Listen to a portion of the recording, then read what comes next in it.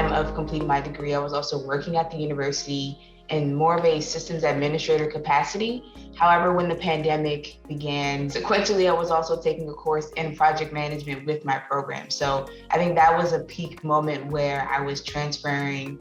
the skills that I learned in project management in terms of establishing a schedule, avoiding scope creep, having things